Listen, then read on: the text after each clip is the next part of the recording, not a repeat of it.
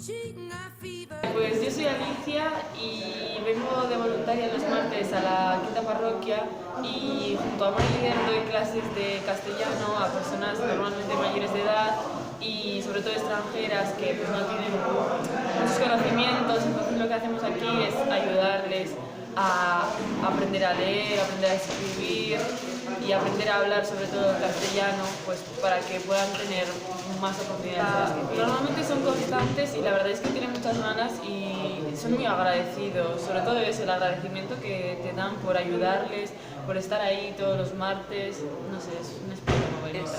Pues me llena mucho como persona, me hace sentir ganas de volver el martes siguiente para enseñar más. Pues sobre todo como una experiencia muy bonita que vale la pena hacer porque te llena muchísimo, o sea, te aporta un montón de cosas como persona. Entonces, para mí, o sea, es algo que recomiendo totalmente. Yo creo que está muy bien y que es algo que debería de haber en más colegios. ¿No? Pues que se alegran por mí porque esté haciendo una buena causa y porque estoy tan contenta, porque me ven como ilusionada. Es espectacular y satisfactoria, no sé.